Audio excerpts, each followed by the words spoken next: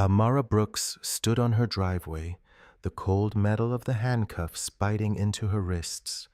The morning air was thick with tension.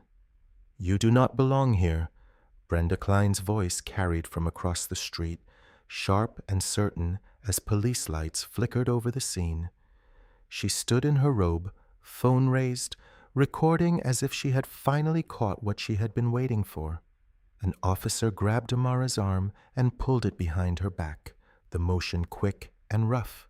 Her case slipped from her hand and hit the concrete with a flat crack. "Ma'am, stop resisting," the officer said. "I am not resisting," Amara replied, her voice low and controlled, even as the cuffs tightened. "Then why have we been called here so many times?" another officer asked. Brenda let out a quiet, satisfied laugh. "Because something is not right." Amara did not look at her. She just stood there, breathing steady. They saw a problem standing in front of her own home and had no idea who they were putting in handcuffs. The police lights had flooded through the curtains just days before, painting the walls in angry reds and blues. Amara froze mid-motion, a framed family photo still in her hands. Her husband Darius looked up from the box he had been unpacking, his eyes finding hers across their new living room. "What the heck?" he whispered. Their daughter Zara appeared in the hallway, phone clutched in her hand. "Mom, Dad, stay inside," Amara said, her voice calm despite the cold dread spreading through her chest. They had been quietly unpacking since early morning, trying to get a head start on the day. The doorbell rang, harsh and demanding. Darius moved toward the door, but Amara caught his arm. "Let me," she said quietly. Years as a prosecutor had taught her how these encounters could go sideways in seconds. She smoothed her shirt, took a deep breath, and opened the door. Two officers stood on their porch, hands resting near their belts. The younger one had his thumb hooked into his vest. The older one, thick-necked with a crew cut, did the talking. "Ma'am, we received a complaint about a disturbance at this residence. Shouting, breaking glass, possible domestic situation." Amara blinked. "There must be some mistake. We have been quietly unpacking. No arguments, no broken glass." The officer's eyes moved past her, scanning what he could see of their home. "Mind if we come in and make sure everything is all right?" Before she could answer, the second officer spoke. "Sir, could you step out here, please?" He was looking at Darius, who stood a few feet behind Amara. "Is that necessary?" Amara asked, keeping her voice level. "We just told you there is no problem here." "Standard procedure, ma'am." Darius moved forward, his face expressionless as he stepped onto the porch. Amara felt her stomach knot. She knew what this was, what it always was. "How many people in the residence?" the first officer asked. "Just us and our daughter." "We moved in yesterday." The officer nodded. "We will need to speak with all parties separately." From the corner of her eye, Amara noticed movement across the street. A woman stood on her porch in a thick robe, phone pressed to her ear, watching intently. Middle-aged, heavy-set with sharp features, partially hidden behind sandy-colored hair. Even from this distance, Amara could see the woman's intense focus, the slight lean forward, the hand gripping the porch railing. The second officer had moved Darius to the edge of the porch and was questioning him in low tones. Neighbors' lights were coming on. Curtains twitched in windows up and down the block. "Sir, where were you between early morning and now?" the officer asked Darius. "In my living room, unpacking boxes," Darius answered, his voice controlled but tight. Any disagreements with your wife this morning? No. Mind explaining why someone would report hearing, shouting, and breaking glass? Darius' jaw clenched. I cannot explain what did not happen. The woman across the street raised her voice suddenly, clearly intending to be heard. I just want this street to be safe. That is all any of us want. Amara felt her cheeks burn as neighbors openly stared now. Some had stepped onto their porches. A man in a bathrobe and slippers stood at his mailbox, not even pretending he was not watching the show. Officers, Amara said carefully, we have been homeowners for less than a day. We have not broken anything, have not argued, have not made any noise that would disturb neighbors. Someone is mistaken. The first officer walked through their front rooms while his partner kept Darius outside. Amara stood rigidly in the living room, watching him examine their half-unpacked life. Zara had been asked to sit on the couch and not move. "Mom," Zara whispered, "this is—" "Do not." Amara cut her off softly. "Not now." After what felt like an eternity, the officers conferred on the porch. The first one turned back to Amara. "Everything seems in order, ma'am. Just try to keep it down, especially during early hours." "Keep what down?" Zara asked from behind her, unable to contain herself. "We were not." "Thank you, officers," Amara interrupted. "We appreciate your service." As the police walked back to their cruiser, Brenda remained on her porch. Amara made direct eye contact with her. Brenda did not look away. Instead, her mouth curved into a small, satisfied smile before she turned and went inside her house. Darius closed the door. The three of them stood in silence as the police lights finally stopped painting their new walls. "What just happened?" Zara finally asked, her voice shaking with anger. "We got welcome to the neighborhood," Darius said flatly. Amara put her arm around her daughter's shoulders. "Let us finish unpacking the kitchen. We need coffee." But the damage was done. Something precious had been stolen from them, the simple joy of a new beginning, the excitement of making a house their own. Instead, their first morning had become a public humiliation, a clear message. You do not belong here. You are already suspects. As dawn fully broke over the neighborhood, Amara stood at the window, a cup of coffee cooling in her hands. She had sent Darius to shower, hoping it would ease the tension in his shoulders. Zara sat at the kitchen island, furiously typing on her phone. Through a gap in the curtains, Amara could see the house across the street. Brenda, she did not even know her name yet, stood in her front window, not bothering to hide her surveillance. She was still watching, still waiting. Amara let the curtain fall closed. The morning sun had barely climbed above the rooftops when Amara stepped onto her front porch. She smoothed her blazer and took a deep breath of fresh air, trying to reset after the chaos of dawn. A newspaper lay at the edge of their driveway. She walked down to retrieve it, determined to reclaim some normalcy. Darius emerged from the garage with a stack of flattened moving boxes. "I will put these out for recycling," he called, his voice deliberately cheerful. Across the street, Brenda appeared in her yard. So quickly, it seemed she had been waiting for them to emerge. Garden shears in hand, she bent over a rosebush, though her eyes rarely left the Brooks family.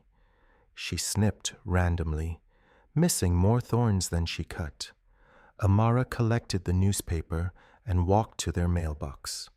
She had just lifted the small metal door when the sound of tires on asphalt made her stomach clench. A patrol car, the same one from earlier, rolled slowly down the street and stopped in front of their house. "You have got to be kidding me," Darius muttered, dropping the boxes at the curb. The same officer from before stepped out, looking tired and annoyed. "Good morning again, folks," he said, approaching Amara with a hand resting on his belt. "We received a call about suspicious loitering and possible mail theft at this address." Amara blinked. "Officer, this is my house. This is my mailbox." She gestured to the newspaper in her hand. "And my newspaper." "I understand that, ma'am, but I need to check your identification to confirm residence." From across the street came Brenda's voice, pitched to Carrie. "It is just getting ridiculous, is it not? People move in and trouble starts immediately, in broad daylight." She spoke to no one in particular, but her words floated clearly in the morning air. Amara's cheeks burned as she pulled her wallet from her purse. Neighbors were watching again. A woman walking her dog had stopped to stare, and an older man watering his lawn stood frozen with the hose running. "Here," Amara said, handing over her driver's license. Her hand did not shake, though it took every ounce of control to keep it steady. The officer examined it, then glanced between her face and the photo. "This address is different." "Yes, because we just moved in yesterday," Amara said, her voice clipped, "as we explained earlier this morning." Darius approached slowly, hands visible. "Officer, is there anything else you need? We are just trying to start our day." Brenda's voice carried again. "I am just concerned about maintaining our community standards and property values. Safety is important to all of us who have been here for years." The officer handed Amara's license back. "Sorry for the inconvenience, ma'am. We have to respond to all calls." "Of course," Amara said, though her jaw ached from clenching. "I understand completely." When the patrol car finally pulled away, Darius put his arm around Amara's shoulders. "Let us get breakfast," he said quietly. But breakfast was interrupted too. As they sat around their kitchen island with coffee and bagels, Zara pointed out the window. "She is taking pictures of our house." Sure enough, Brenda stood at the edge of her property with her phone raised, photographing their home, their cars, their license plates. "This is getting weird," Darius said. "This is not weird," Amara corrected him. "This is targeted." The afternoon brought no relief. When the furniture delivery truck arrived, two black men in company uniforms carrying their new couch, another patrol car pulled up behind them, a different officer this time, responding to a report of a burglary in progress. The delivery men stood rigid beside their truck, hands visible, while Amara explained yet again that this was her home. Brenda watched the entire scene unfold from behind her screen door, arms crossed over her chest. "Ma'am, we have had multiple calls to this address today," the officer said, sounding confused. "Is there some kind of dispute going on?" "No dispute," Amara said. "Just a neighbor who seems uncomfortable with our presence." When the furniture was finally delivered and the police gone again, Zara stood in the living room, filming Brenda through the window. "She is smirking, Mom. She is actually smiling about this." "Stop recording through the window," Amara said. "If we are going to document, we do it right." By evening, as they sat down to a quiet dinner, the weight of the day hung over them. Multiple police visits in quick succession, each call more absurd than the last, yet each requiring explanation, identification, justification for being in their own home. "This is not random," Darius said, pushing his plate away. "She is doing this on purpose." "Of course she is," Amara replied. "She is marking territory, sending a message." "What message?" Zara asked, though they all knew the answer. "That we do not belong here," Amara said, "that our presence is suspicious by default." After dinner, Amara walked through the house, checking each lock twice. The excitement of their new home had been poisoned, replaced by a sickening vigilance. When she returned to the living room, Darius was sitting in the dark, staring out the window at Brenda's house. "Come away from there," she said gently. Zara looked up from her laptop. "I have started a document. Times, dates. What happened?" Amara nodded, pulling her daughter close. "Good. From now on, we document everything. Every call, every comment, every time she watches the house." She squeezed Zara's shoulder. "We write it all down. Take photos when possible. Save any video. We need a record." "For what?" Darius asked, finally turning from the window. Amara met his eyes in the dim light. "For when we need it." Morning brought no peace. Zara Brooks stepped outside just after dawn, her eyes still heavy from a night of broken sleep.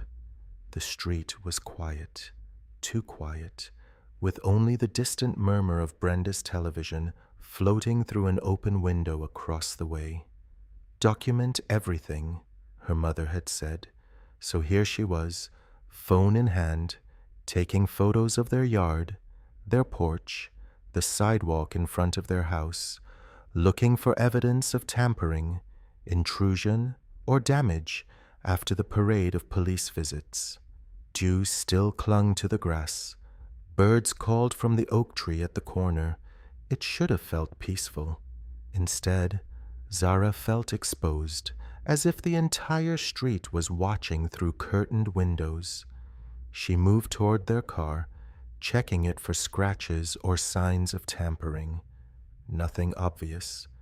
But as she circled the vehicle, she noticed something white tucked beneath the windshield wiper. A flyer. Zara pulled it free and felt her stomach tighten. "Protect our neighborhood," read the bold headline. Below it, "Stay alert. Report suspicious activity. If you see something, say something." The paper trembled slightly in her hand. No names were mentioned. Nothing specifically pointed to her family. But the timing made the message clear. She looked up and down the street. Every car had the same flyer tucked beneath its wipers. Every mailbox had one poking from its mouth. "Good morning." Zara jumped at the voice. Mrs. Henderson, the elderly woman from 2 doors down, was retrieving her newspaper. "I see you found one of those," Mrs. Henderson said, holding up an identical flyer. "Someone has been busy." "Do you know who distributed these?" Zara asked. The older woman glanced across the street toward Brenda's house, then back to Zara. Her smile tightened. "Cannot say I saw anyone, but they must be very concerned about safety." Zara took photos of the flyer and walked back inside with her evidence. At breakfast, Amara examined the paper, her face a careful mask. "Predictable," was all she said. Darius looked ready to march across the street that instant. "This is harassment, plain and simple.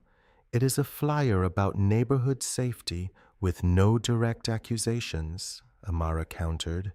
"It is a problem, but it is not yet legally actionable." "So we just wait for her to escalate?" Darius asked. "We document," Amara said. "We remain calm. We give her no fuel." When Amara left for work an hour later, Brenda was watering flowers by her mailbox, timing her gardening perfectly. She wore pressed khakis and a polo shirt, looking nothing like the robe-clad woman who had called the police before dawn the previous day. "Good morning," Brenda called with exaggerated cheer. "Heading to work already?" Amara nodded politely, but kept walking to her car. "You know," Brenda continued, "city people sometimes find it hard to adjust to respectful neighborhoods like this one. We are very particular about noise and visitors." Amara paused, her back straight. "I grew up in a neighborhood very much like this one, Miss Klein." "Did you?" Brenda's smile did not reach her eyes. "How nice." "Well, I am sure you will figure things out eventually." Amara drove away without another word, her knuckles white on the steering wheel. That evening, 2 of Amara's cousins arrived with homemade dinner and offers to help unpack. Jason and Malik had brought a casserole and extra hands for assembling bookshelves. The family gathered in the living room, voices kept deliberately low, laughter restrained. It was not enough. Police lights swept across the walls just after dinner. "You have got to be kidding me," Darius muttered, going to the door before anyone could knock. This time, 2 officers stood on the porch. "We have received reports of excessive noise and possible drug activity at this address." Behind them, Brenda stood at the edge of her yard, phone in hand, watching. Drug activity. Darius's voice strained with controlled anger. "My family is unpacking books." The officers glanced at each other, then passed Darius to where Jason and Malik stood in the living room. "Who are your guests, sir?" the taller officer asked. "My wife's cousins," Darius said. "Here to help us move in. Would you like to see their identification too?" The question hung in the air, loaded with everything unspoken. "That will not be necessary," the officer finally said. "Just keep the noise down." After they left, silence filled the house. Malik placed a hand on Darius's shoulder. "Man, this is ridiculous." "I am sorry," Amara said, looking between her cousins. "I did not mean for you to get caught in this." "Do not apologize," Jason said. "It is not you making those calls." They finished the bookshelves in tense quiet, ate dinner without their usual banter, and said goodbyes on the porch with careful glances toward Brenda's house. Later, Amara walked down to the corner where Mrs. Henderson and Mr. Harlan, an older man from across the street, were chatting. Both neighbors stiffened as she approached. "Good evening," Amara offered. "Evening," Mr. Harlan replied, his eyes not quite meeting hers. "Getting settled in all right?" "We are trying," Amara said, "though we have had some misunderstandings with the neighbor across from us." Mrs. Henderson clutched her sweater tighter. "Brenda has lived here for years. She watches out for things." "I am sure she does," Amara said carefully. The conversation died quickly, their polite smiles never warming. As she walked away, Amara could feel their eyes on her back.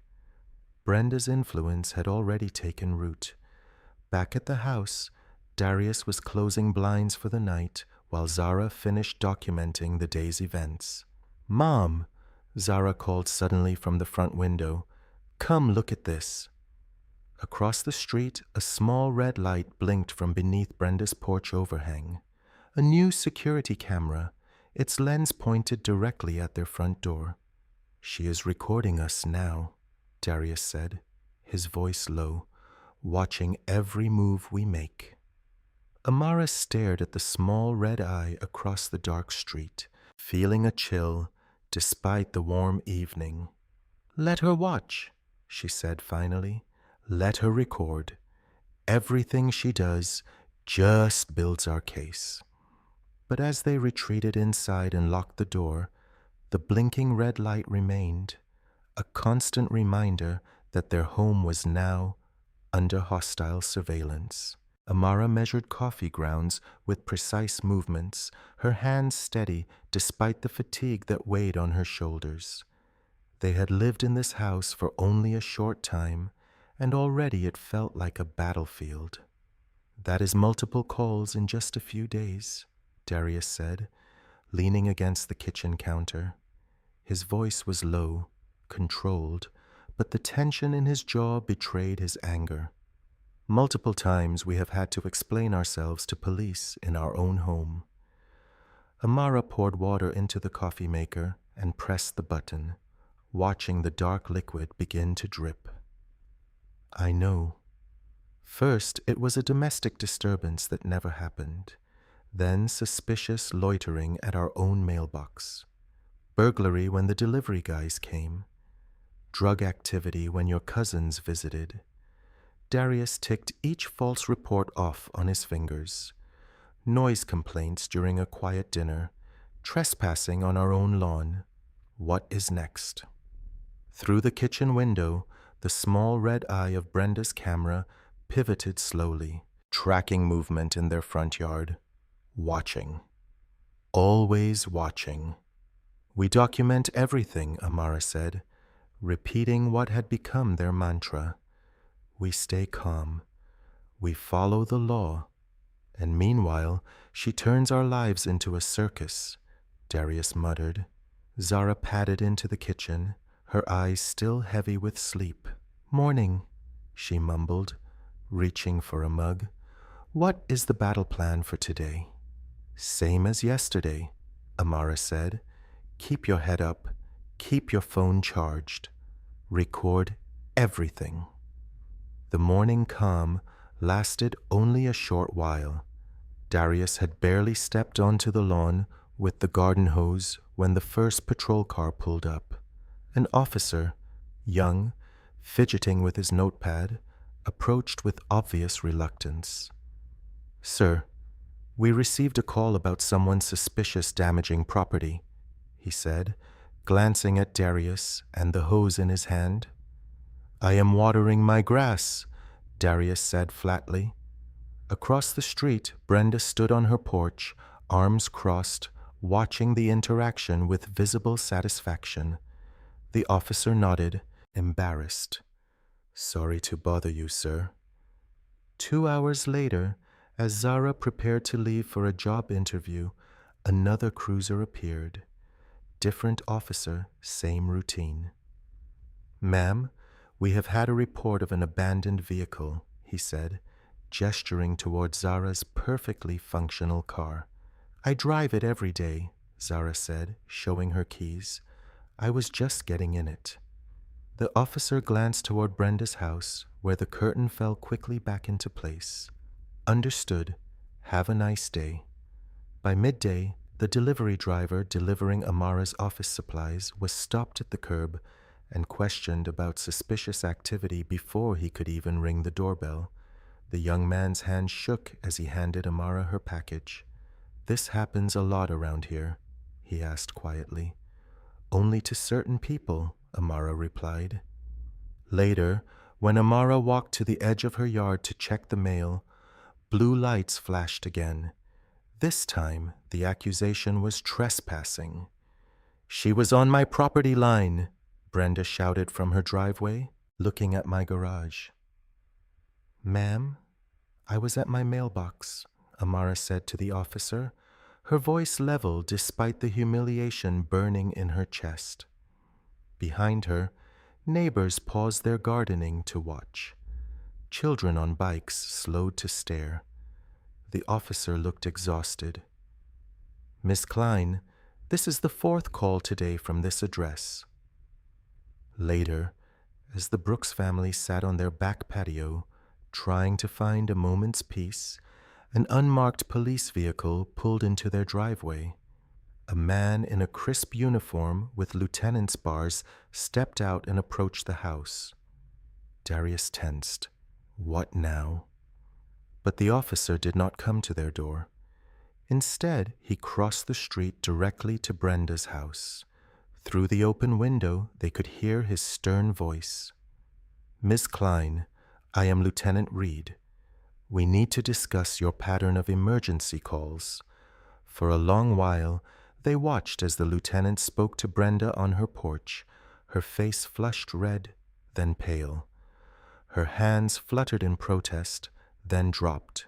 For the first time since they had moved in, she looked genuinely rattled. When the lieutenant left, Brenda slammed her door shut and disappeared inside. "Maybe that is it," Darius said cautiously. "Maybe someone finally called her on her behavior." "Let us hope," Amara said. But the tightness in her chest did not ease. Their relief lasted only a short time. As dusk settled over the neighborhood, Zara spotted Brenda through the living room window. She was walking slowly down the block, stopping to chat with each neighbor, her voice too low to hear, but her gestures unmistakable. Pointing toward the Brooks house, shaking her head, leaning in close as if sharing secrets.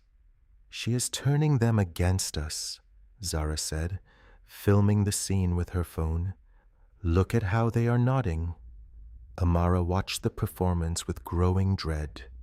The warning had not stopped Brenda. It had only changed her tactics. "She feels cornered," Amara said quietly, "and that makes her more dangerous." When darkness fell completely, Darius went out to bring in the trash bins from the curb. He paused at the edge of the driveway, his silhouette still against the night. When he returned, his face was grim. "There is a second camera now," he said, "mounted under her eaves. This one is pointed directly at our driveway." Amara nodded slowly, understanding washing over her like cold water. She is not giving up. She is doubling down. Morning light slipped through the blinds as Amara stood before the mirror, smoothing the lapels of her suit. Today was an important county meeting, her first major appearance since being sworn in as state attorney. She needed this one normal morning. "You look ready to command the room," Darius said, appearing in the doorway. Amara nodded, reaching for her case file bag. "That is the plan." Downstairs, Zara gulped coffee while checking her phone. More neighborhood posts about staying vigilant. She has been busy. "Not today," Amara said firmly. "Today, we focus on work. Real work." The kitchen felt almost normal as they moved around each other in familiar rhythm. Zara grabbed her bag for her counseling sessions. Darius checked his watch before heading to the door. Amara reviewed her notes one final time. Outside, the street seemed unusually quiet. No neighbors watering lawns, no morning joggers, just still. Watchful houses with curtains that moved slightly when the Brooks family stepped onto their porch. "I will be home by evening," Zara called, heading toward her car parked at the curb. Darius slid into the driver's seat of their sedan. "Ready." Amara nodded, walking toward the passenger door. Her heels clicked on the concrete driveway. The sound echoed in the strange silence.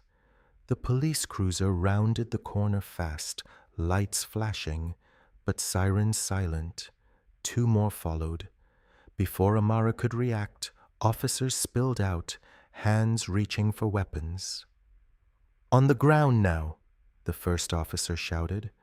"What?" Amara froze. The case bag clutched in her hands. "Hands where I can see them." Another officer advanced, positioning himself between Amara and the house. Across the street, Brenda stood on her porch, phone pressed to her ear, mouth hanging open in exaggerated horror. Neighbors began appearing on porches, drawn by the commotion. "There has been a mistake," Amara said calmly, though her heart hammered. An officer grabbed her arm, spinning her toward the car. We received a report of a break-in. Black female attempting to force entry. This is my house, Amara said, her voice rising despite her efforts. That is my wife, Darius shouted, trying to exit the car. An officer blocked his door. Stay in the vehicle, sir. Zara sprinted back from her car. What are you doing? Stop it. The officer twisted Amara's wrist behind her back. The case bag tumbled to the ground, papers spilling across the driveway, her carefully prepared notes for the meeting scattered in the breeze. The cuffs clicked cold against her skin. In that moment, everything slowed. Amara saw it all with crystal clarity. Brenda's satisfied smirk, poorly disguised as concern. Neighbors filming with their phones. Darius's face contorted with helpless rage. Zara screaming. And herself, a black woman in a tailored suit being handcuffed in her own driveway. Deputy Shaw approached with a notepad. I need your name for the report, ma'am. Amara lifted her chin. Her voice came out precise as a blade. State Attorney Amara Brooks. Spell it correctly. The silence that followed was absolute. Deputy Shaw's pen froze mid-stroke. The officers holding her arms went rigid. Even the neighborhood seemed to hold its breath. State Attorney, Shaw repeated. That is correct, Amara said, each word carved from ice. Now, remove these cuffs before you compound this mistake any further. The officers exchanged panicked glances. Across the street, Brenda's expression collapsed from righteous vigilance to naked fear. Her phone slipped from her fingers. The cuffs came off immediately. Ma'am, there has been a misunderstanding, Shaw stammered. We received a credible report of a black woman breaking into her own home, Amara finished, rubbing her wrists. I want the name of every officer present and copies of all reports filed today. The scene dissolved into awkward apologies and hasty retreats. Officers returned to their vehicles. Neighbors drifted back inside, whispering. Only Brenda remained frozen on her porch, staring at the woman she had tried to humiliate. The woman who now held power she had not anticipated. For one sweet moment, Amara savored the reversal. Then, reality crashed back. The meeting started soon. Her papers were scattered. Her suit was rumpled. Her dignity had been assaulted in public. I will drive, Darius said quietly, gathering her fallen documents. I have got this, Amara replied, straightening her jacket. I will not give her the satisfaction. By afternoon, the brief victory had soured. Amara sat in her office between meetings when her assistant entered with a tablet. Ma'am, you need to see this. On the screen, heavily edited clips from Brenda's security cameras played on a local community forum. The footage showed only Amara gesturing sharply and Darius appearing to block an officer, all context removed. The caption read, State Attorney throws weight around to avoid arrest. Who watches the watchdogs? Her phone rang. The county commissioner wanted an explanation about an anonymous ethics complaint just filed against her, claiming she had intimidated police officers using her position. The commissioner suggests you might consider a temporary step back while this is resolved, her assistant said quietly. Amara's fingers tightened around her pen until her knuckles whitened. That evening, she sat at her dining room table, surrounded by case files and ethics guidelines. Darius placed a mug of tea beside her without speaking. Zara paced, furiously scrolling through neighborhood comments online. She is winning, Zara said bitterly. How is she winning? Amara stared at the documents before her, seeing the battlefield with perfect clarity. This morning, she had thought exposing her title would end Brenda's campaign. Instead, it had only transformed it into something more dangerous. She is not winning, Amara said finally. The real war has just begun. Amara pushed aside her untouched food and spread a legal notepad in front of her. The dining room had transformed into a war room, with laptops open to neighborhood forums, legal statutes, and property records. A box of half-eaten food sat forgotten near Darius's elbow. We document everything, Amara said, her voice steady despite the exhaustion pulling at her shoulders. Every call, every camera angle change, every accidental encounter. Zara slammed her laptop closed. Documentation is not enough. We should post these videos right now. Let everyone see what she is doing. And feed directly into her narrative that we are threatening her. Amara shook her head. She is already spinning this as intimidation. If we go public now, it supports her complaint. So we just take it. Zara's voice cracked. We just sit here while she turns the whole neighborhood against us. Darius's fist came down on the table, not hard enough to startle, but firm enough to command attention. I will handle this. Tomorrow morning, I walk across that street and end this man-to-man. Man to what? Amara asked, one eyebrow raised. She is waiting for exactly that. One angry black man on her doorstep, and she has all the confirmation she needs. Her voice softened. Darius, you know what happens next. The room fell silent. They all knew. One heated confrontation, one neighbor with a phone camera, one more call about a threatening blackmail, and Darius could end up worse than handcuffed. He could end up dead. So what is your plan? Zara demanded. More patience, more dignity, more of the same stuff black folks have been doing forever while nothing changes. Amara reached across the table and gripped her daughter's hand. We use the law. Not my office, but the law itself. We document. We build a case for harassment, illegal surveillance, and false reporting. We use the very system she thinks protects her to crush her. And how long does that take? Darius asked quietly. How many more mornings with cops on our doorstep? How many more nights watching cameras track our every move? Amara had no perfect answer.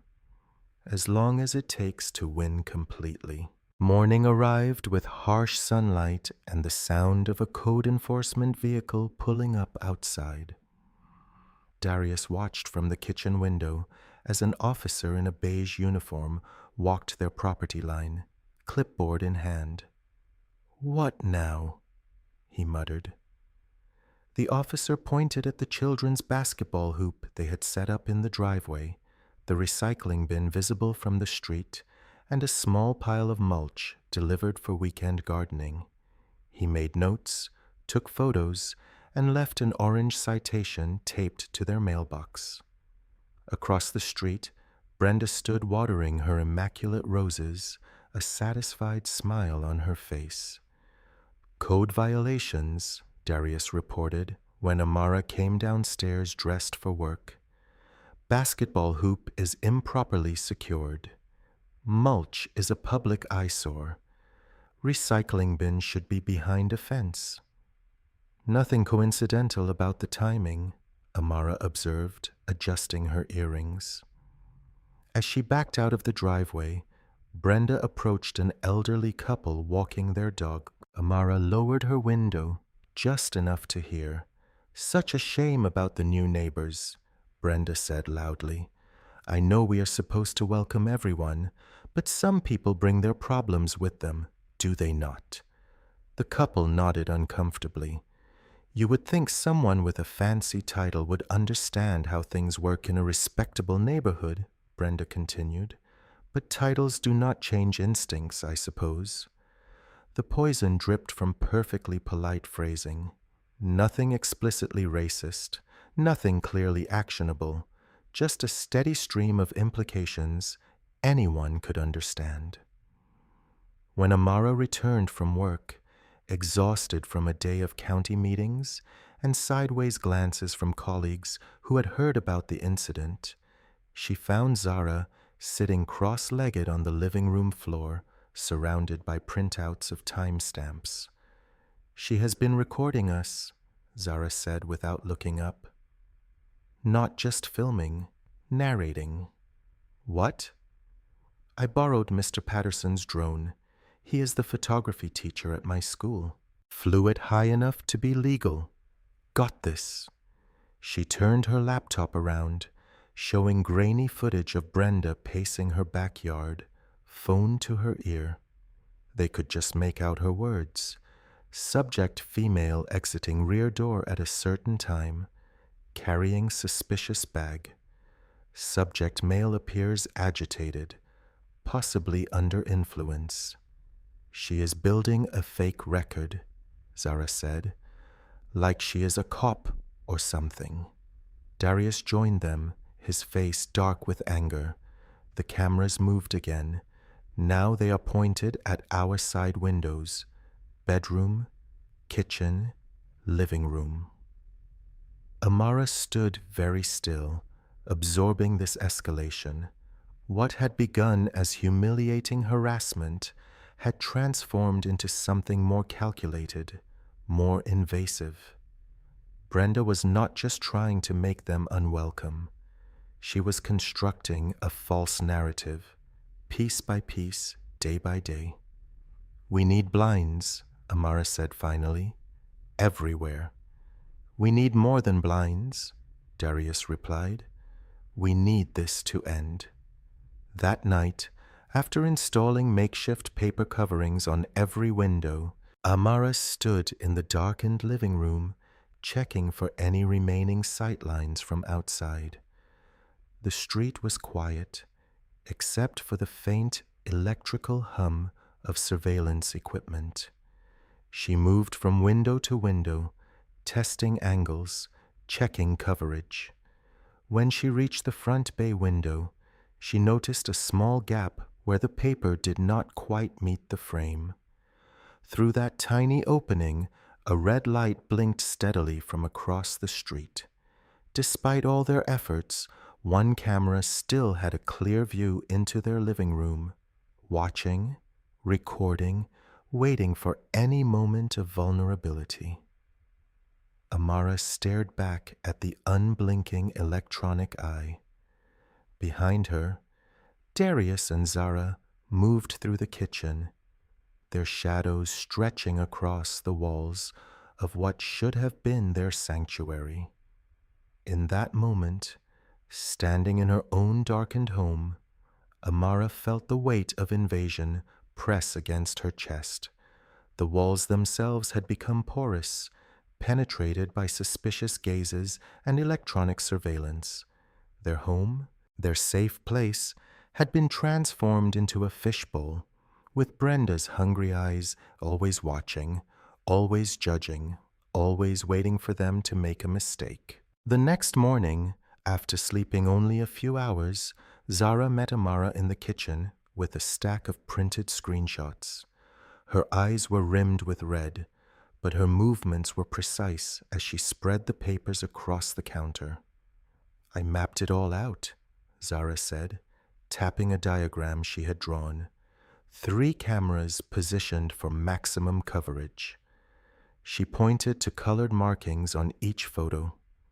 The red circle shows where each camera is aimed. Amara leaned closer, coffee forgotten in her hand. "This is not random, not even close." Zara arranged the papers in sequence. Camera 1 tracks our front door and walkway. Camera 2 covers the dining room window and driveway. Camera 3, the newest one, has a clear view into part of our backyard. Outside, Darius moved methodically along the property line, pausing at different points to check sightlines. He had been up since dawn, measuring distances with a tape measure and making notes in a small pad. None of them are pointed at her own property. Zara continued. Not her walkway, not her garden, not her porch. Just us, from every possible angle.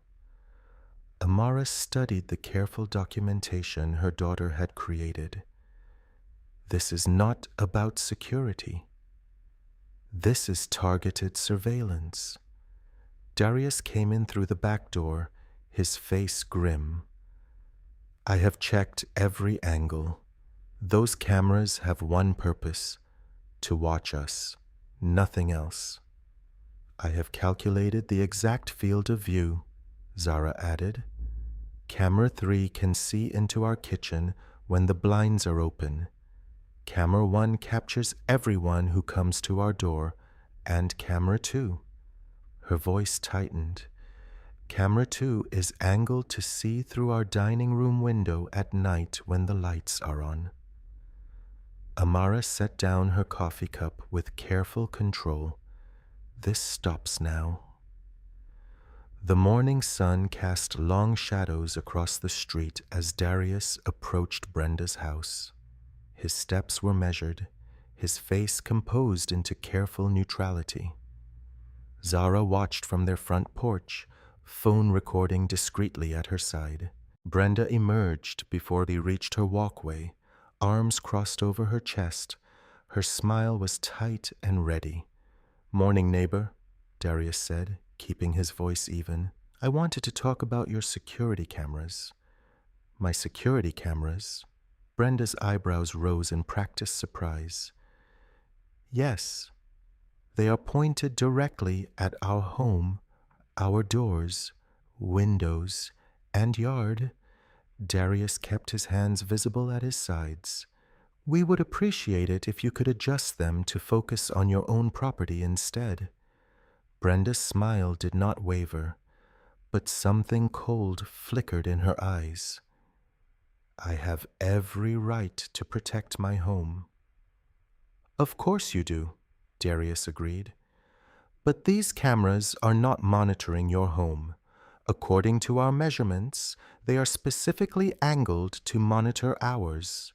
Brenda's expression hardened. Measurements. Are you surveying my property now? We are only. You know, Brenda cut in, her voice dropping to a stage whisper. People who have something to hide are always the ones who fear being watched. The accusation hung in the air between them. On the porch, Zara's grip tightened on her phone. We have nothing to hide, Darius replied, her voice still calm, though tension lined his shoulders. We just want our privacy respected. Brenda's smile returned, sharp as a knife. Privacy is earned in this neighborhood.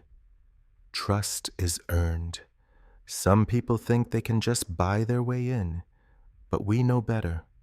She turned and walked back to her door, calling over her shoulder, the cameras stay where they are, for security. Late afternoon shadows stretched across the street when Amara pulled into the driveway. As she gathered her briefcase and files, she noticed Brenda walking purposefully toward her, timing the approach perfectly. Amara stepped out of the car just as Brenda reached the edge of the driveway. The older woman planted herself directly in Amara's path to the front door. Long day enforcing the law? Brenda asked, her voice honey-sweet with venom underneath. Excuse me, Amara said evenly, attempting to step around her. Brenda shifted, maintaining the blockade. You know, this used to be such a peaceful street. Everyone knew their place. Everyone respected the way things are done here. Amara met her gaze directly. I need to get to my door, Miss Klein. Some people can buy these homes, Brenda continued, as if Amara had not spoken, her voice dropping to a near whisper. But they can never really earn the trust that matters. Titles and fancy suits do not change what people see. The words were precisely chosen. No slur, no explicit threat. Just the clear implication that no matter Amara's position or accomplishments, her blackness made her eternally suspect.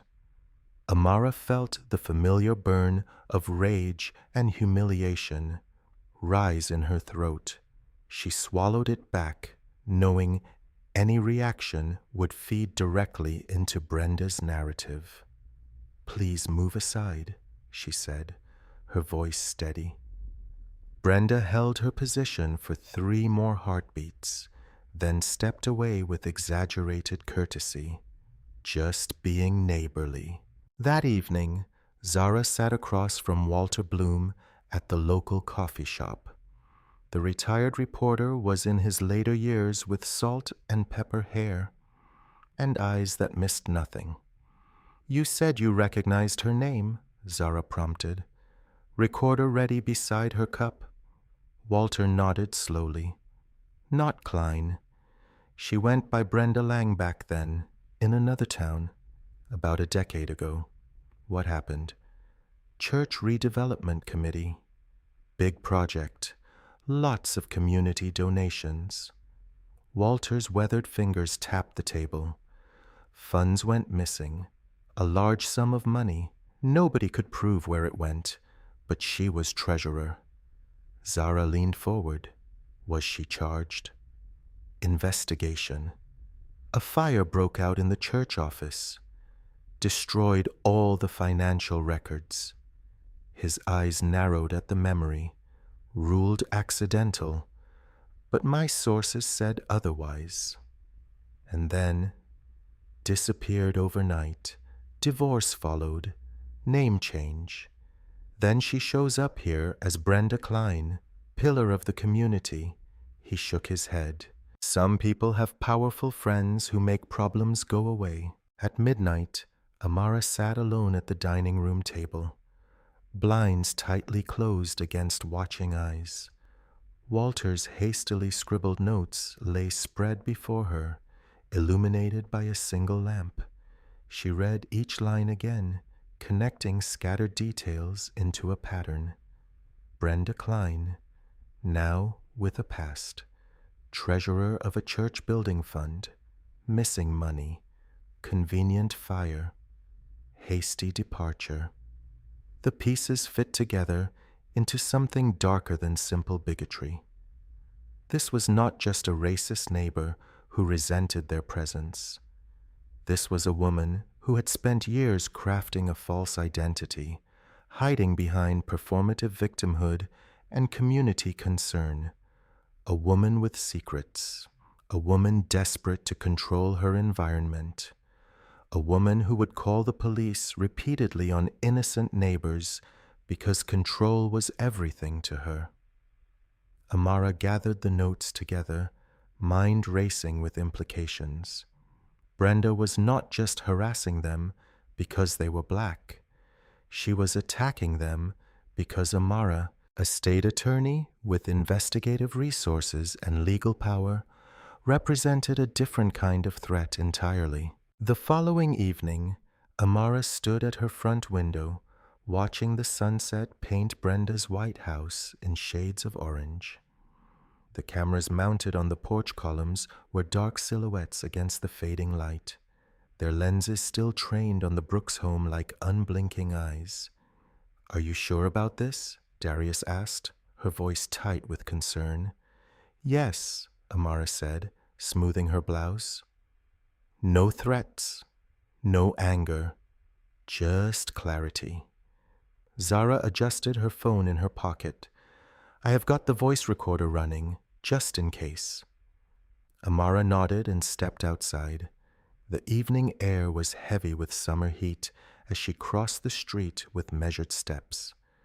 Behind her, Darius and Zara stood on their own porch, watching. Neighbors' curtains twitched in nearby windows. Brenda's door opened before Amara reached the steps. The older woman stood in the doorway, arms crossed, a plastic smile fixed on her face. "Well," Brenda said, her voice sticky with false warmth, What a surprise. We need to talk, Amara said, keeping her voice steady. Brenda's smile did not waver as she stepped aside. Of course. Neighbors should talk more. Amara remained on the porch, refusing the invitation inside. Better to stay in view of witnesses. The calls need to stop, Brenda.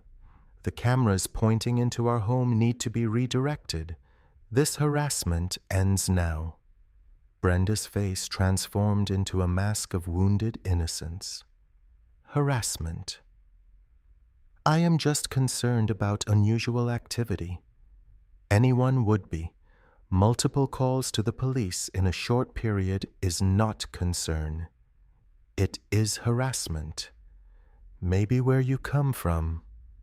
That is how it seems. Brenda's voice dropped, her smile fading into something colder. I actually feel sorry for women like you. Amara did not respond to the bait.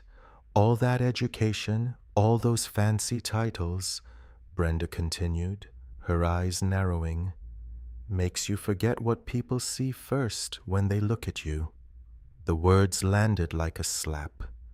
Amara felt heat rise in her face, but kept her expression neutral. This street was peaceful before your family arrived, Brenda said, gesturing toward the quiet homes around them. Everyone got along. Everyone understood the standards.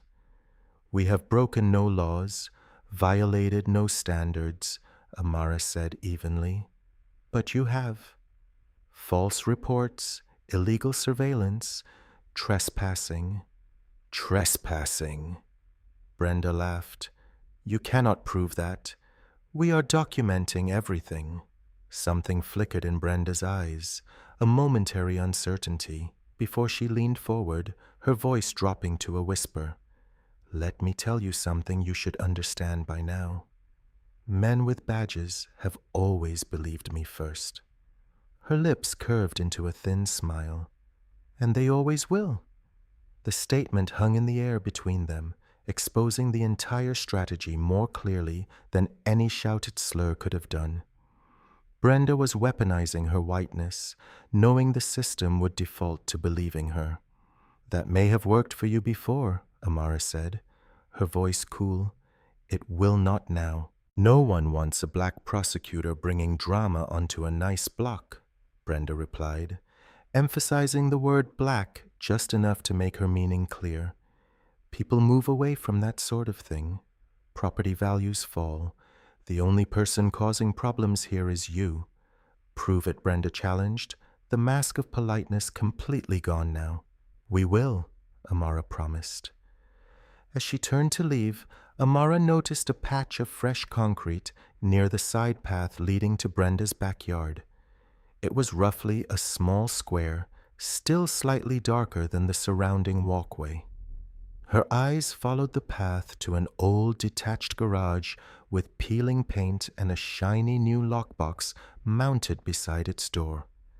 The contrast between the weathered building and the new security measure felt wrong, like the fresh concrete. Recent changes that did not fit with Brenda's otherwise meticulous maintenance of her visible property.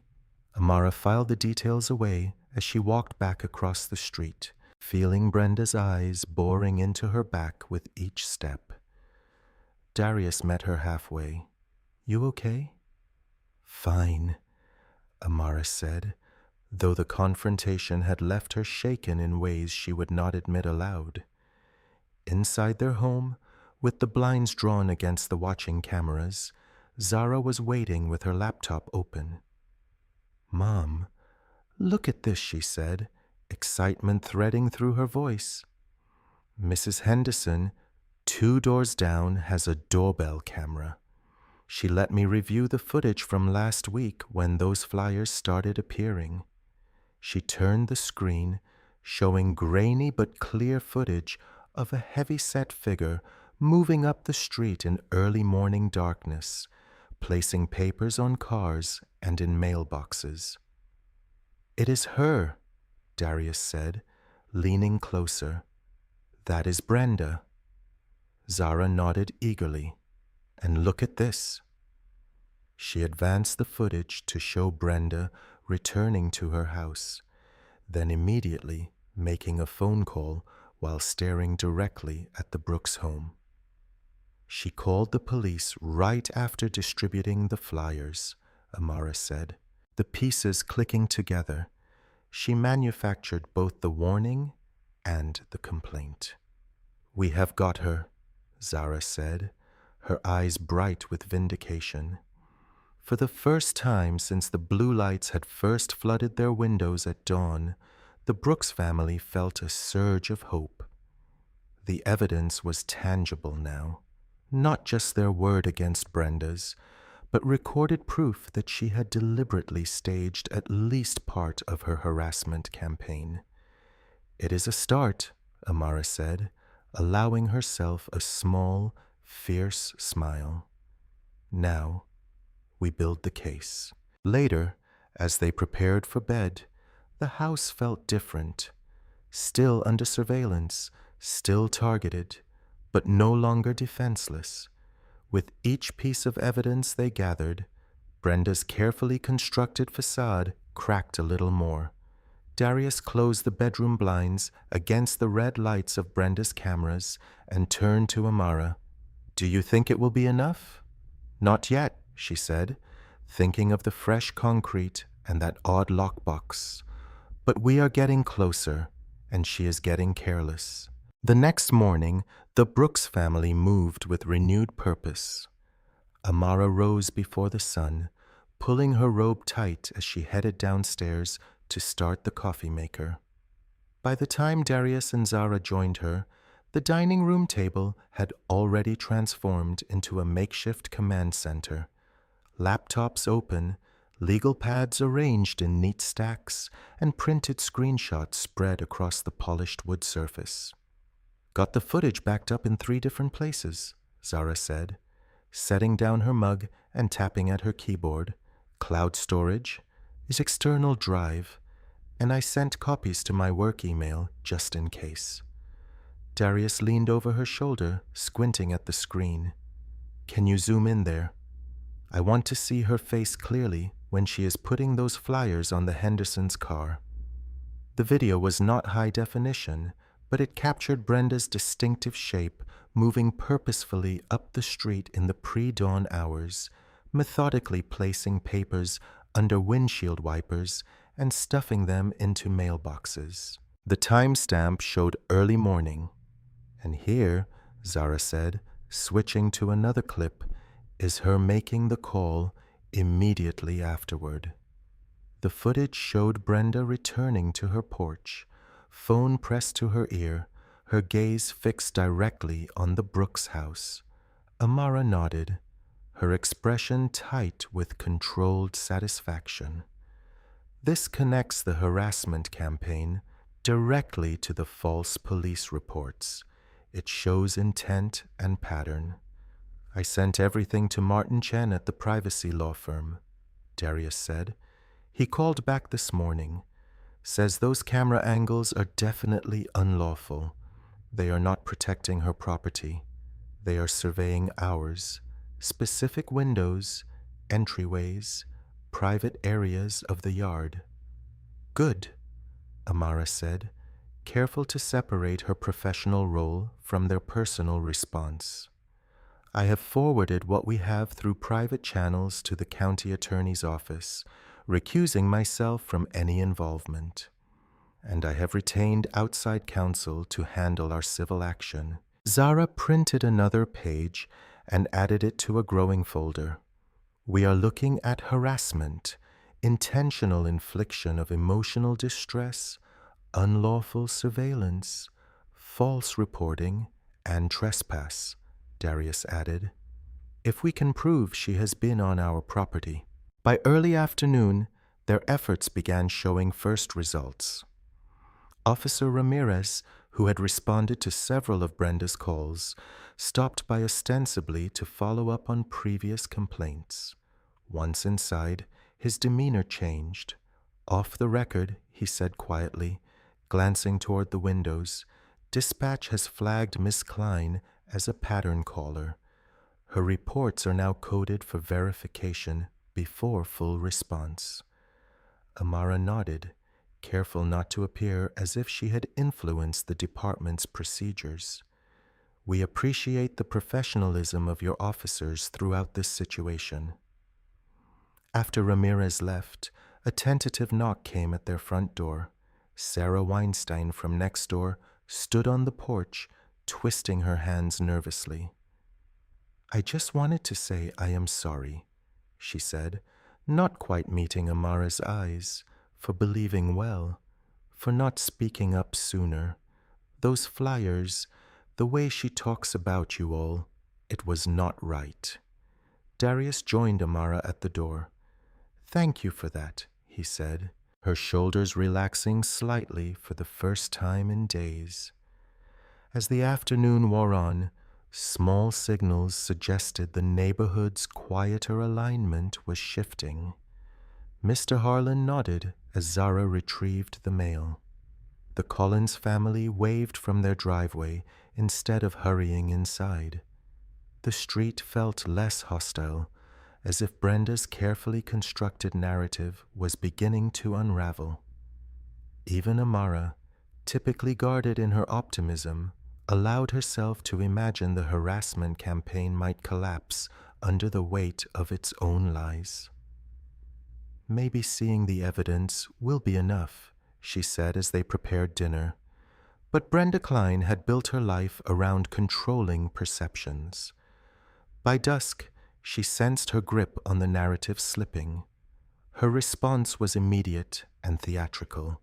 Standing on her front porch in a bathrobe, despite the mild evening temperature, she began shouting loud enough for the entire block to hear. "They are trying to silence me." Her voice cracked with manufactured terror. "I am just a scared woman living alone. All I did was try to protect our homes." Neighbors emerged from doorways and garages, drawn by the commotion. Brenda's performance continued, complete with trembling hands and tears that appeared on command. "They have got connections. They are using the system against me because I spoke up." She pressed a tissue to her eyes, her body heaving with exaggerated sobs. From their window, the Brooks family watched the display with disgust. "It is so obviously fake," Zara muttered. Yet on the street, the reaction remained mixed. Some neighbors shook their heads and returned inside, clearly seeing through the act. Others hesitated, unwilling to choose sides openly. A few moved closer to Brenda's yard, offering uncomfortable pats on her shoulder. "This is her countermove," Amara said quietly. "She is trying to reframe everything as persecution." That night, as the house settled into uneasy quiet, Zara sat at her bedroom window, scanning footage from a small camera they had installed near their back fence. Just before midnight, the motion sensor activated. She leaned forward, watching as a shadowy figure moved along the perimeter of their property, pausing near the gate. The form was bulky, distinctive, unmistakably Brenda's silhouette in the darkness.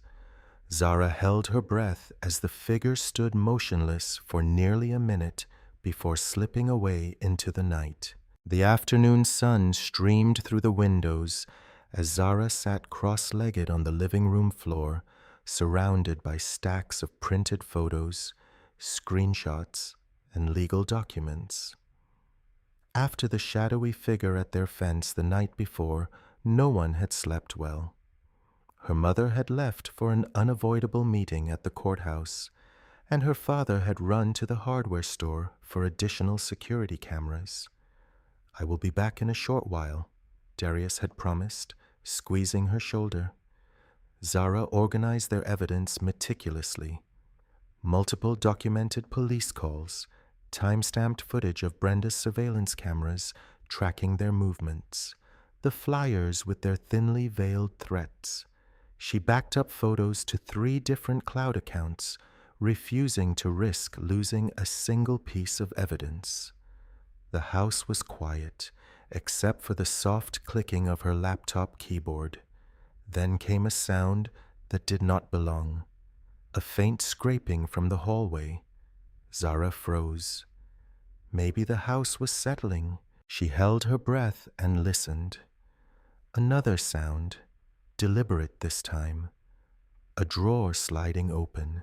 Her heart hammered against her ribs as she rose slowly to her feet. "Dad!" she called out, knowing he could not possibly be back yet. No answer. She moved cautiously toward the hallway, phone clutched in her hand. As she rounded the corner, she stopped cold. Brenda Klein stood in their home office, rifling through a file box. One drawer of the desk hung open. Papers were scattered across the surface. "What the hell are you doing in our house?" Zara demanded, her voice shaking with fury. Brenda spun around, momentarily startled, but her shock quickly hardened into something calculating. "The door was open," she lied. "I heard noises. I thought someone was breaking in." Zara glanced toward the kitchen. The back door stood slightly ajar, the door she had failed to fully latch after bringing in groceries earlier. A horrible realization washed over her. She had given Brenda the opening she needed. "Get out now," Zara ordered, raising her phone. "I am calling the police." Brenda's face transformed instantly. She lunged forward with unexpected speed, shoving Zara hard against the doorframe. Pain exploded across Zara's back as Brenda grabbed for her phone. "Give me that," Brenda hissed, her friendly neighbor act completely abandoned. Zara twisted away, but Brenda was stronger than she looked. They crashed into the hallway table. A vase toppled and shattered across the hardwood floor. "Get off me!" Zara shouted, struggling to break free. The fight was nothing like movie battles with their choreographed moves and dramatic punches. This was ugly, desperate, and terrifying. All grunting breaths and clawing hands. Brenda's nails raked across Zara's arm. Zara's elbow connected with Brenda's chest. They stumbled into the dining room, knocking chairs over. Brenda grabbed a handful of Zara's hair and yanked backward. Pain shot through Zara's scalp. She cried out, twisting to break the grip. In the struggle, her phone clattered across the floor. Brenda dove for it, but Zara tackled her from behind. They crashed into the coffee table. Glass cracked beneath them. The front door burst open. Darius stood there, grocery bags dropping from his hands. "Dad!" Zara gasped. Everything happened at once. Darius rushed forward, pulling Zara away from Brenda's grasp. Relief flooded through her as her father's strong hands separated them. But Brenda was not finished. With theatrical precision, she slammed her own shoulder into the wall, then raked her nails across her own cheek, drawing thin lines of blood. "Help!" she screamed, her voice pitched to Carrie. "They are attacking me! Someone help!" Darius stood paralyzed, his face a mask of disbelief as he held Zara protectively. Brenda staggered toward the front door, suddenly transformed into a terrified victim. "Police!" she shrieked. "I was just checking on a neighbor, and they attacked me." Outside, doors opened. Neighbors emerged onto porches and lawns, drawn by the commotion. Brenda collapsed dramatically onto the grass, sobbing and pointing back at the house. By the time police cruisers arrived, a small crowd had gathered. Brenda sat surrounded by concerned neighbors, weeping her story of innocence and assault. Blood from her self-inflicted scratches provided visual evidence to her claims. Inside, Zara trembled with rage and shock. She broke in, she told the officers. She was going through our files. She attacked me first. But in the yard, Brenda's performance continued. I was just being neighborly, she wailed. They are trying to destroy me because I reported suspicious activity. Hours later, with statements taken and evidence collected, the damage was clear. The house stood in shambles, broken glass, overturned furniture, scattered documents. But the real devastation came when Amara returned home to find a county official waiting alongside the police. Mrs. Brooks, the man said stiffly, given the ethics complaint already pending and the sensitive nature of today's incident, the county strongly recommends you maintain complete distance from this case. His meaning was unmistakable. Pursue this, and your career is at risk.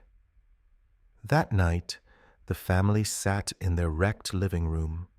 Zara held an ice pack to her bruised shoulder. Darius paced between broken furniture. Amara sat perfectly still, her face a mask of controlled fury. She planned this, Amara said finally. She was looking for something to use against us, and I gave her the opening, Zara whispered, shame washing over her. I did not check the door. This is not your fault, Darius said firmly. But the truth hung heavily between them. Brenda had pushed them to the edge of ruin, and the system that should protect them now tied their hands instead. Midnight came and went, yet sleep remained impossible.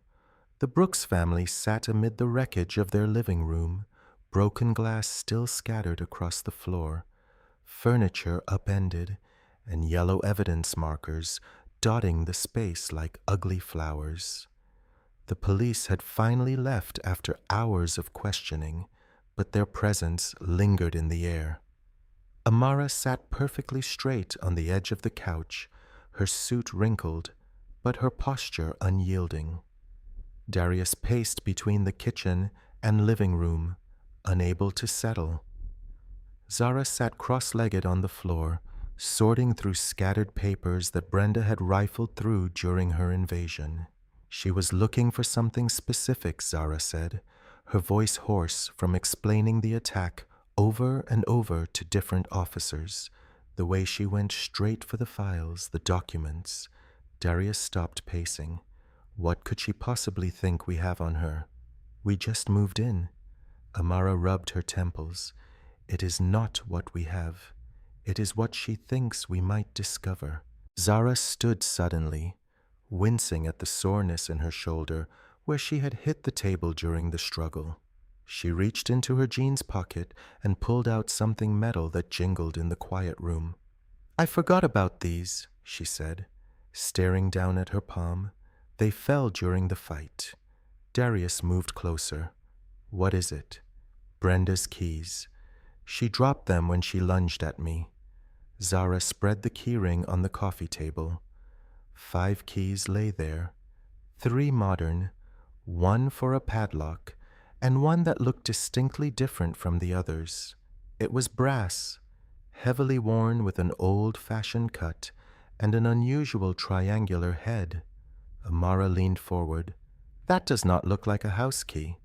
Zara picked up the odd key, turning it in the light. Remember what Walter said about a church redevelopment scandal, about missing records. Without hesitation, Zara reached for her phone and dialed. Midnight had long passed, but to her surprise, Walter answered on the 3rd ring. Walter, I am sorry for calling so late, she began. I heard about what happened, he interrupted. The whole neighborhood is talking. Minutes later, Walter Bloom arrived at their door, looking rumpled but alert. His eyes widened at the destruction, but he asked no questions about it. Instead, he examined the key that Zara placed in his palm. Well, I will be damned, he muttered, turning it over. This looks like an old storage facility, Key. There used to be a place called Safehold Storage on the county line. He glanced up. The church committee rented several units there during the redevelopment project. Amara's expression remained neutral, but her eyes sharpened. You are certain? I covered that story for months before it died, Walter replied. Records kept disappearing. Then the fire happened. Convenient timing. Darius crossed his arms. What fire? A small blaze at the church office. Nothing major, but just enough to destroy financial records, donation logs, expense reports. Walter shook his head. Never proven to be arson, but... And Brenda was involved, Amara asked. She went by Brenda Lang back then, treasurer of the committee. After everything quieted down, she married a man named Klein and moved here. Walter's mouth tightened. I always knew something was not right. They worked through the night. While Darius cleared broken glass and righted furniture, Walter and Zara hunted through online property archives. Amara made calls to trusted colleagues, not using her office directly, but ensuring everything remained above board. By early morning, they had assembled a timeline. The Church Redevelopment Committee had dissolved years ago after a large sum of money in donations could not be accounted for. The case stalled when records burned and witnesses suddenly stopped cooperating. The storage units rented under the committee's name continued to be paid for through an automatic withdrawal for a long time after the committee disbanded. The account was never closed, Walter said. Pointing to the records, someone kept that unit accessible. And Brenda still has the key, Zara added. Dawn broke through the windows, painting the damaged room in soft golden light. Amara stood, stretching muscles stiff from hours of concentration. Her face showed the first hint of something beyond controlled anger, a spark of determined clarity. I will not use this as leverage, she said firmly. That is exactly what she would do. But, Zara began, no. Amara's voice was gentle, but firm. We do this correctly. I will prepare a referral to the Financial Crimes Unit. They are independent of my office. I will disclose the key, how we found it, and my limited involvement, everything transparent. And if they do nothing? Darius asked, the frustration clear in her voice. They will, Amara replied, because unlike before, this time there is physical evidence and someone willing to keep pushing. She nodded toward Walter, who straightened her shoulders in response. Amara gathered the copies they had made and slipped them into a folder. She would hand everything to outside counsel as soon as business hours began. Get some sleep, she told Zara and Darius, all of you. But sleep seemed impossible. Instead, they continued working as the sun rose fully, casting away the shadows that had filled the room during their night of discovery. As Amara prepared to leave with the documents, she paused at the door and looked back at her family. We finish this in the light, she said, her voice steady with newfound resolve. The morning sun strengthened as Amara prepared for work. Her suit felt like armor today, protection against the whispers and sideways glances she would face at the county building. The ethics complaint hung over her like a cloud, but now she had something solid to grasp. I have called a locksmith, Darius said, examining the damaged back door frame where Brenda had forced her way in.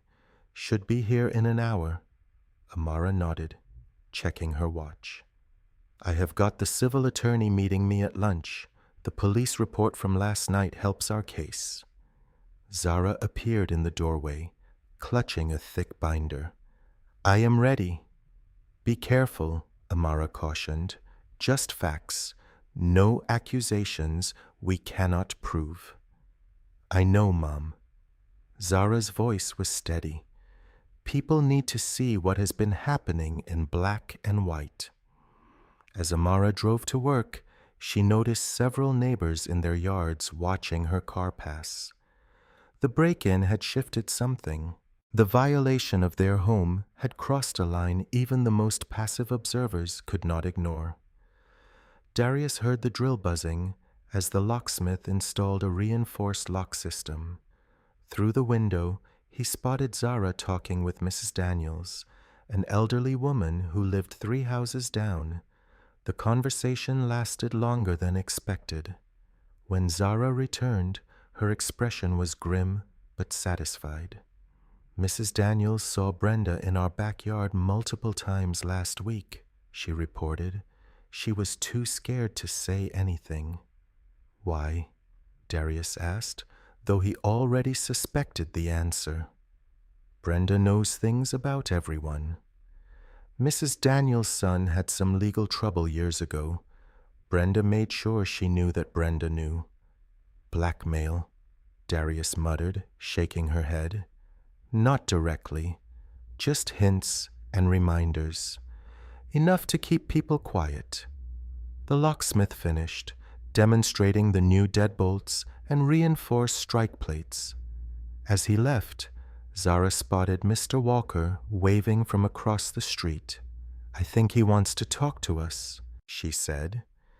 Mr. Walker's hands trembled slightly as he inserted a small flash drive into Zara's laptop. My security camera catches the side of your property, he explained. I have been saving these. Did not know if I should get involved. The footage was damning. Brenda approaching their side gate at dusk, testing the latch. Brenda picking up a package from their porch, carrying it away, then returning it later visibly opened.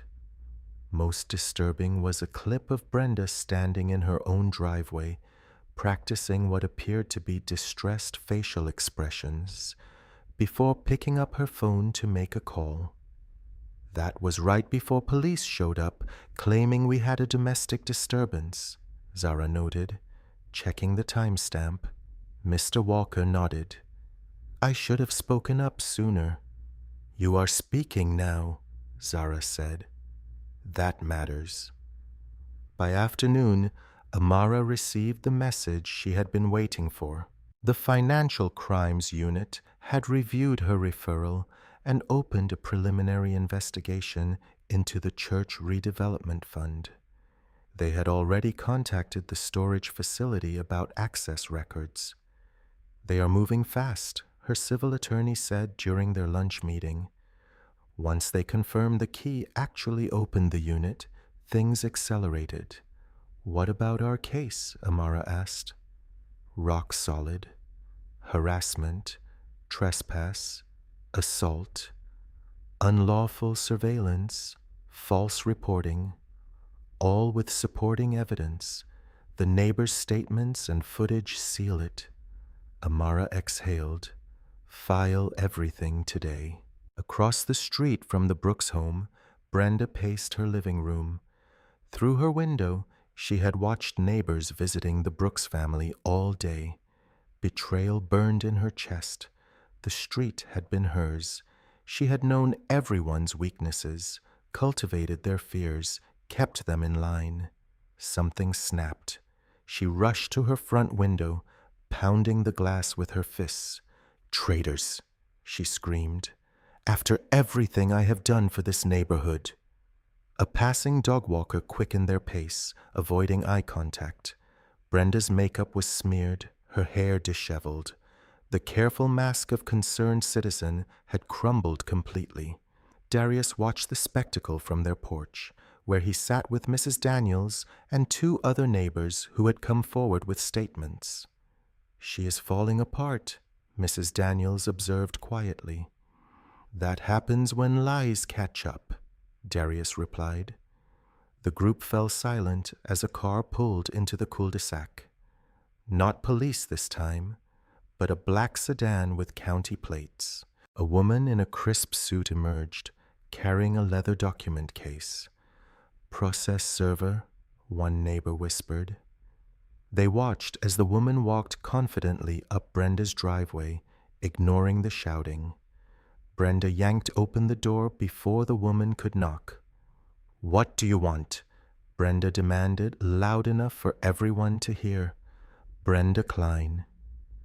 The woman's voice was professionally neutral. "You have been served." She extended the thick envelope. Brenda stared at it, not moving. "These are legal documents requiring your response. Refusing to accept them does not invalidate service." Brenda snatched the papers, her hand shaking. The process server turned and walked back to her car, nodding briefly toward the neighbors who had witnessed the exchange. No one spoke.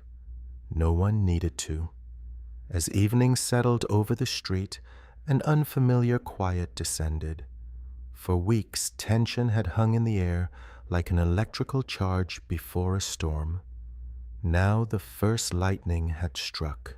The neighbors dispersed silently to their homes, processing what they had witnessed.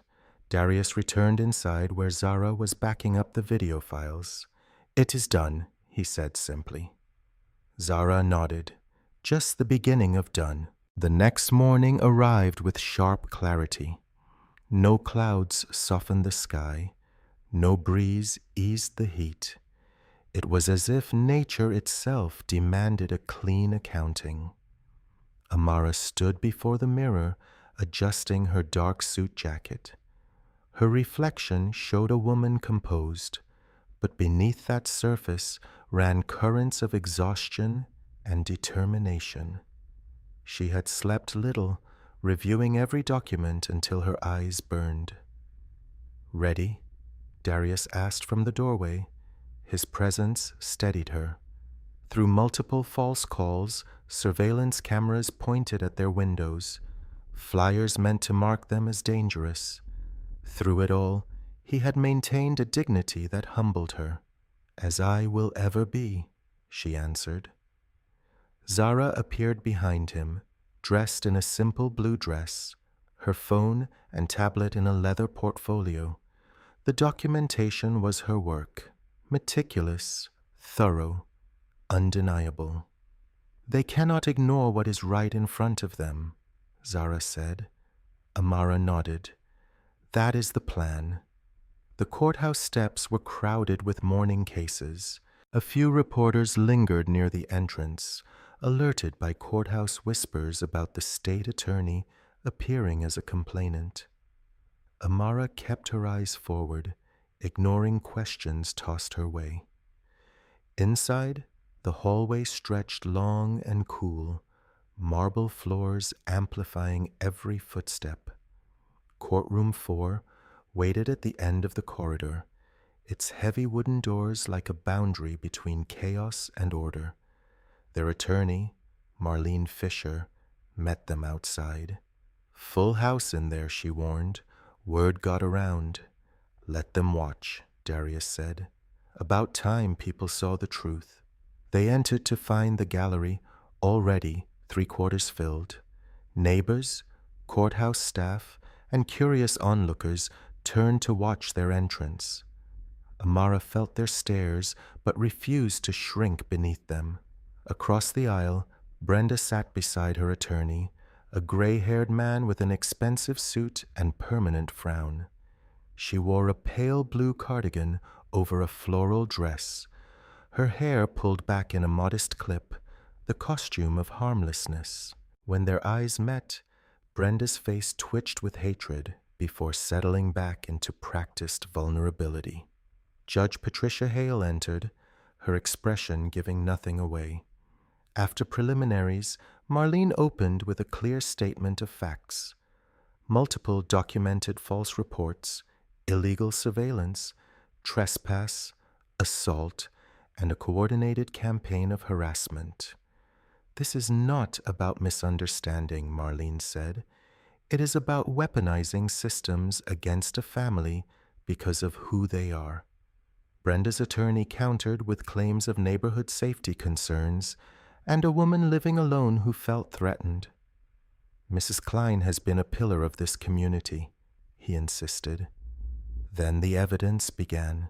First came the dispatch logs, multiple calls in a short period from the same number to the same address. Officer testimony confirmed no violations were ever found at the Brooks residence. Next, video footage from a neighbor's doorbell camera showed Brenda placing flyers on cars, then immediately making a call while watching the Brooks home. "Can you identify what you are doing in this footage?" Marlene asked when Brenda took the stand.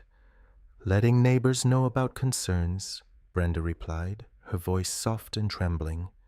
"And the phone call immediately after?" "I do not recall.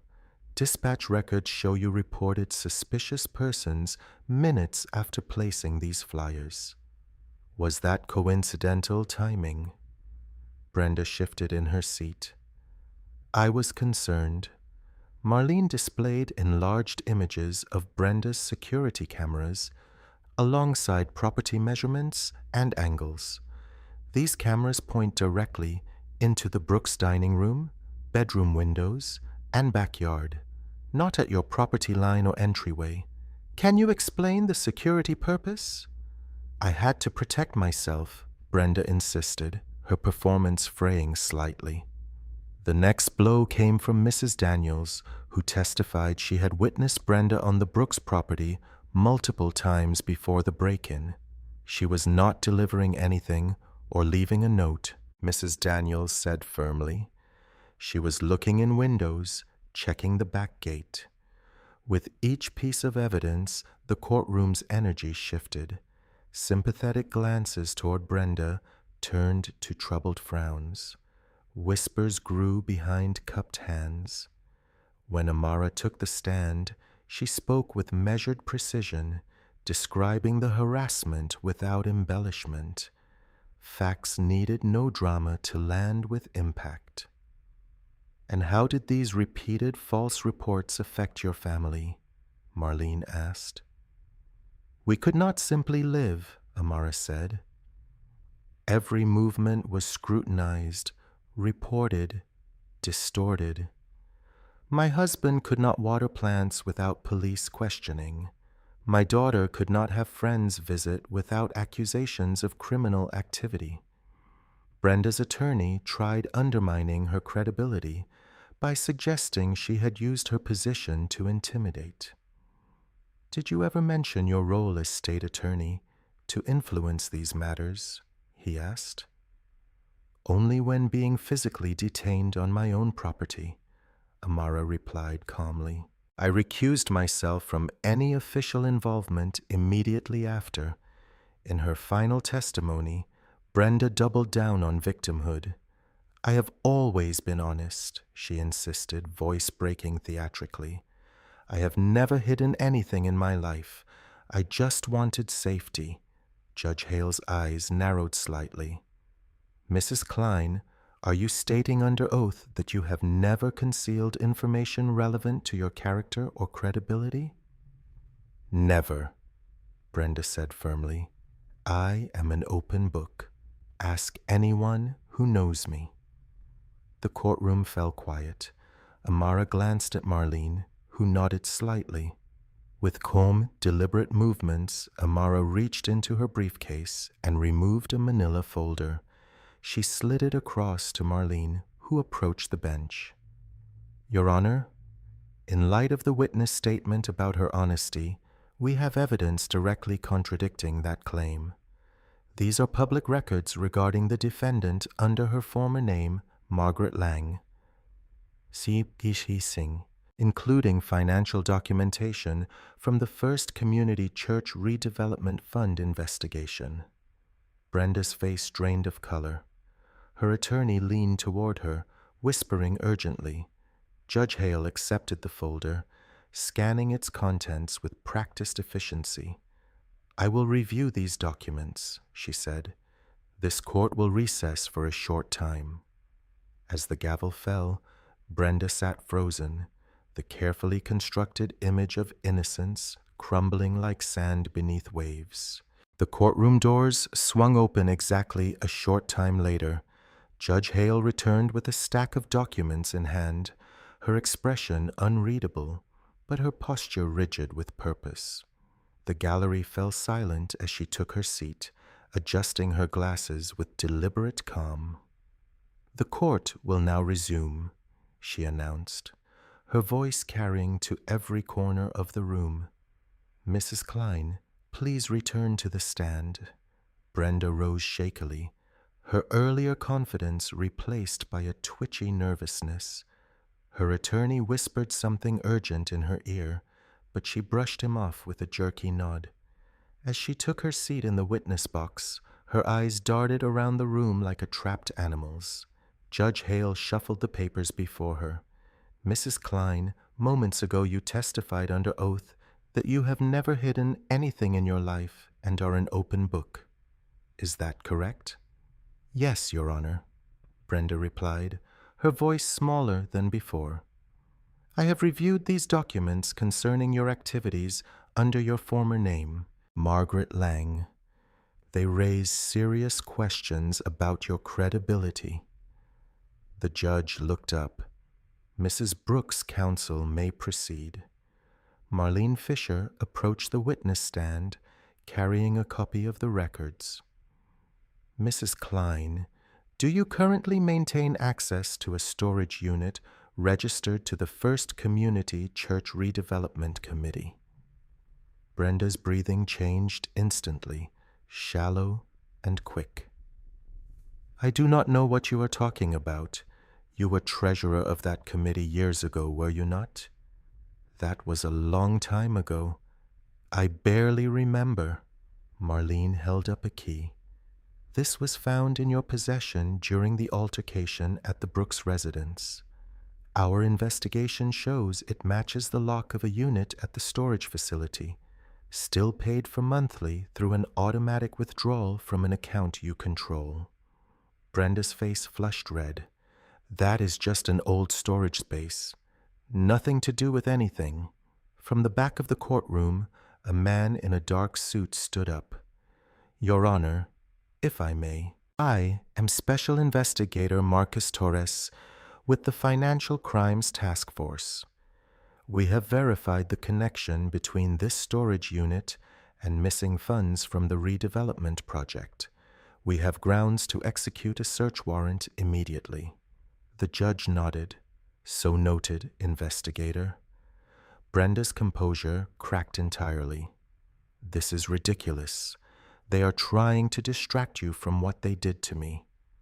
"Mrs. Klein," Judge Hale interrupted, "your testimony about never concealing anything appears demonstrably false.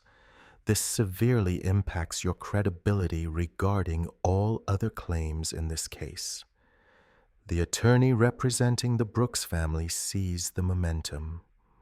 "Your Honor, in light of these revelations and the substantial evidence already presented, we request immediate relief for our clients." Judge Hale nodded, scanning her notes. "Based on the preponderance of evidence, this court finds that Mrs. Klein engaged in a pattern of harassment, unlawful surveillance, trespass, and false reporting against the Brooks family.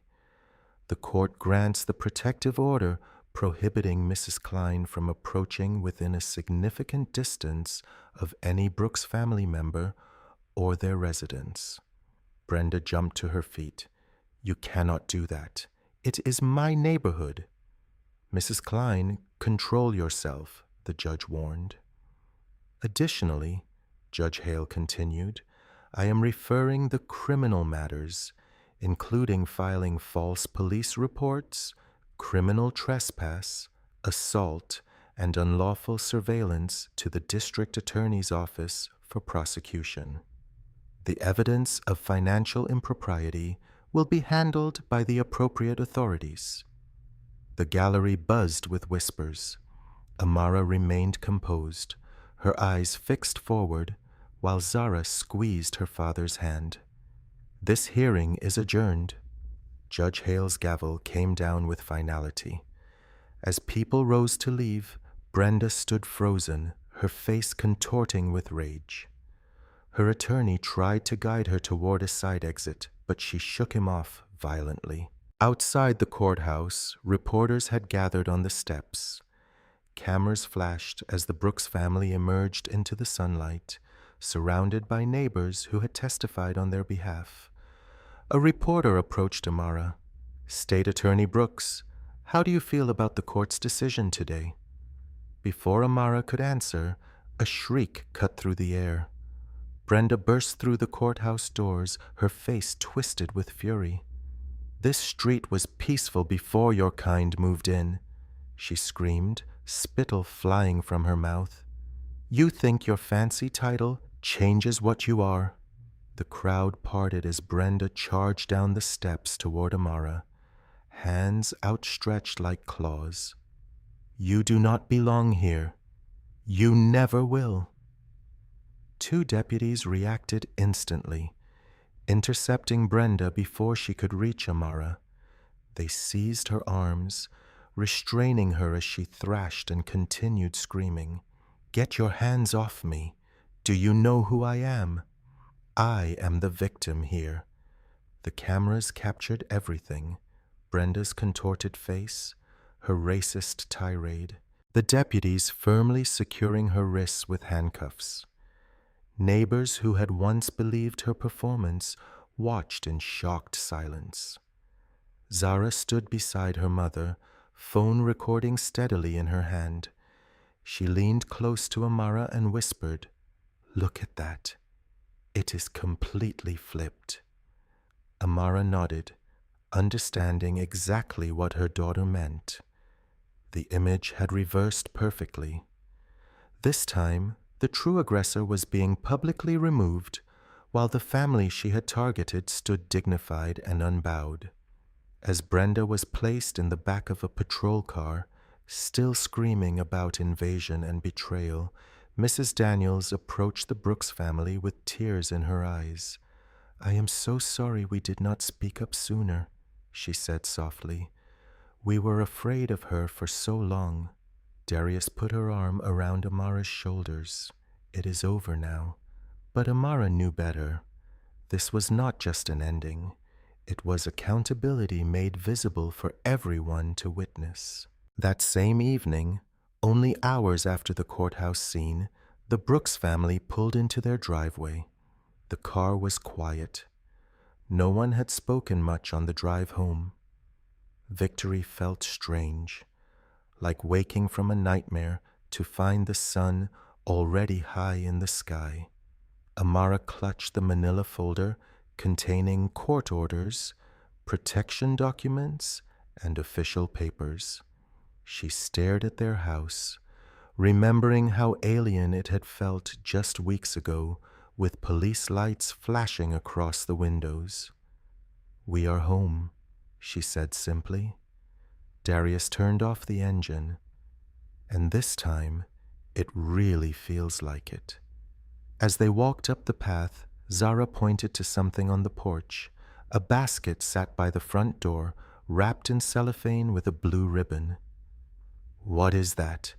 Darius asked, immediately suspicious after everything they had endured. Zara approached it cautiously and read the attached card. "It is from the Wilsons next door. Welcome to the neighborhood. We are sorry it took so long." Inside the basket were fresh muffins, local coffee, and a handwritten note expressing shame for staying silent. They had barely settled inside when Amara's phone rang. It was the county commissioner's office. "State Attorney Brooks, I wanted to inform you personally that the ethics complaint has been dismissed entirely," the voice said. "The committee found no evidence of misconduct whatsoever. Your position is secure, and frankly, the board wishes to express regret for how this matter was handled." Amara sat down heavily on the couch. "Thank you for letting me know. There is more," the commissioner continued. The board is interested in your perspective on how emergency services respond to potentially discriminatory calls. We would like you to consider heading a county initiative on the matter." After she hung up, Amara shared the news with her family. Zara whooped and threw her arms around her mother's neck. "They cannot touch you now," she said fiercely. A knock at the door interrupted their celebration.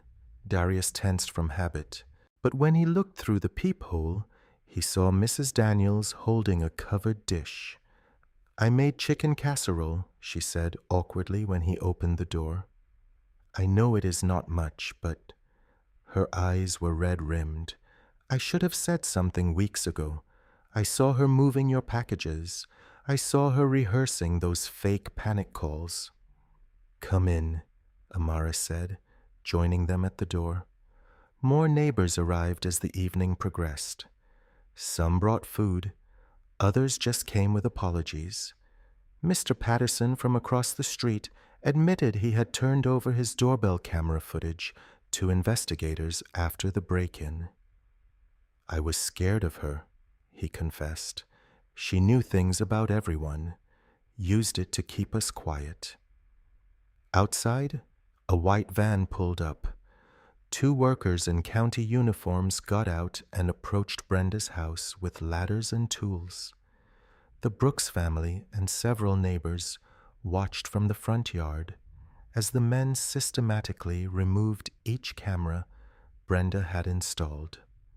One by one, the electronic eyes that had tracked the family's every move were disconnected and taken down.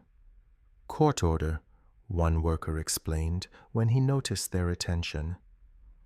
"All surveillance equipment is to be removed immediately." Darius smiled for what felt like the first time in a long while. "Now, that is what I call visible justice." A locksmith arrived soon after, sent by the Victim Services Office. "Emergency Restitution Fund," he explained, showing Darius the paperwork. "New locks for every door, security reinforcement for the windows, all covered." As he worked, more neighbors gathered in the front yards.